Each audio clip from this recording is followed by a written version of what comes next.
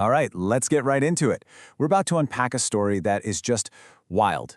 It's the story of Britain's biggest, most audacious, and, you won't believe this, surprisingly clumsy cash robbery. It's this incredible tale of military-grade precision that just completely descends into a comedy of errors. Just look at that number, 53,116,760 pounds. In the early hours of February 22, 2006, a gang of armed robbers made off with all of that. It was, and you know what? It still is, a record-breaking figure in British criminal history. Just incredible.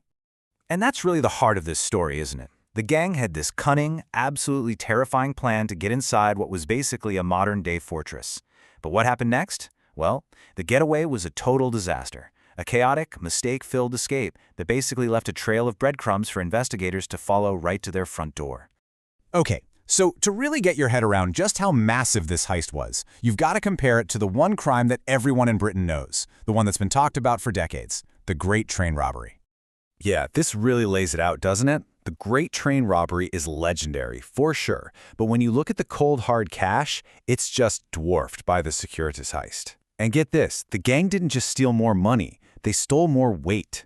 We're talking half a ton of banknotes. They literally drove off with half a ton of cash packed into the back of a truck. I mean, just the logistics of that alone is pretty wild. So, the big question is, how on earth did they get inside a place that was supposed to be completely impenetrable?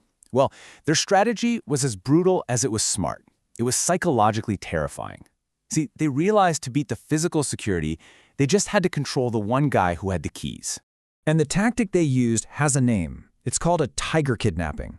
And its genius is, well, it's in how cruel it is. It makes all the physical security, the high walls, the thick vaults, it makes it all completely useless because instead of trying to break into the fortress, you just weaponize the manager's love for his family. You turn the company's most trusted person into its biggest weakness. And for the depot manager, a guy named Colin Dixon, this is exactly how it all started. He's just driving home from work like any other day, and he sees those flashing lights in his rearview mirror. A totally normal traffic stop, right? He pulls over, probably thinking, ugh, a speeding ticket. But that pretense, it didn't last long at all. They're on this quiet country road, and suddenly the whole world shifts. The guy in the police uniform pulls out a 9mm handgun, and the reality of the situation just crashes down on Colin. The ordeal had begun.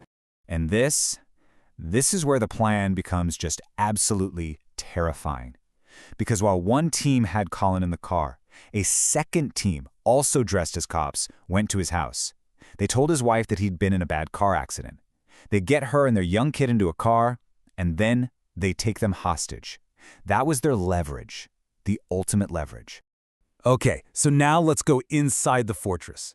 Imagine this. With his family's lives hanging in the balance, Colin Dixon, a gun literally in his back, has no choice but to walk back into the depot he's supposed to be protecting and open the doors for this armed gang. The second they get inside, it's just total chaos. There are 14 staff members on the night shift, and at first they think it's a real police raid, but then the guns come out. They're thrown to the floor, their hands are tied up with these super painful cable ties, and they're held captive by these masked armed guys for more than an hour. Just terrifying. And this number, this just shows you the sheer volume of cash they were swimming in. Get this, the gang steals an incredible 53 million pounds, but their truck wasn't big enough for all of it. They had to leave behind a staggering 154 million pounds. Can you even imagine that? So, as the robbers are finally making their getaway, what do? They lock the terrified staff inside these metal cash cages. The psychological trauma, as you can imagine, was just immense. One of the hostages said later that the only thing he felt, constantly, the whole time, was just pure, overwhelming fear. So, the gang has the money, they've escaped. It looks like the perfect crime, right? Well, this is where the story takes a hard right turn. Our high-stakes thriller suddenly becomes more like a bumbling comedy. It's this incredible moment where this meticulously crafted plan just smacks right into sheer amateur hour incompetence. And I mean, it fell apart fast. Check this out. Within just 24 hours, the police get a tip, and boom, they find the latex disguises from the kidnapping. Less than 48 hours later, they've already traced getaway cars right back to a key suspect. And within a single week, they were busting down doors in armed raids. The mistakes they made, they're almost hard to believe. It really points to this fatal flaw in the gang itself, right? You had a mix of masterminds and, well, knuckleheads. I mean, they spend months on this super complex kidnapping plot, but they had basically no plan for the getaway. They left a van behind with over £1 million in cash, a machine gun, and balaclavas inside. It was like a starter kit for the police. This wasn't Ocean's 11. It was a gang of amateur misfits who pulled off the impossible, only to trip over their own shoelaces on the way out the door. So, the police investigation, which was called Operation Deliver, now had all these threads they could start pulling on, and it didn't take long for the whole thing to unravel. And you know, there was a huge twist. For a while, everyone suspected the manager, Colin Dixon. I mean, it makes sense, right? But the real inside man? It was a clerk named Ermir Hasenajay. He'd used a tiny camera hidden in his belt buckle to film the inside of the depot. He'd basically handed the gang a blueprint for the whole raid.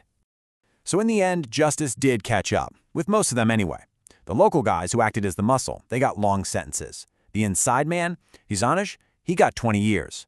The mastermind, a cage fighter named Lee Murray, actually fled to Morocco. And because his dad was Moroccan, he claimed citizenship and avoided extradition. He did get jailed over there, though.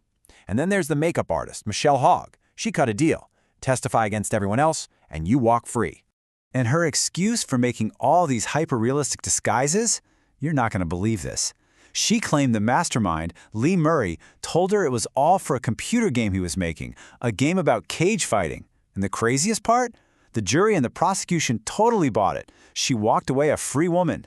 But even after all the arrests, all the convictions, there is still one massive question that hangs over this whole thing. The police got back about £21 million. So where is the other 32 million? It's never been found. The best guess is that it was laundered and just disappeared into the criminal underworld. And really, that's where we have to leave it. Because beyond all the huge numbers and the kind of funny, clumsy mistakes, this is the real story. For those 14 staff members held at gunpoint, for Colin Dixon and his family, this wasn't some exciting movie. It was a terrifying reality. It's a memory of fear that, as one of the victims put it, is something they will have to live with for the rest of their lives.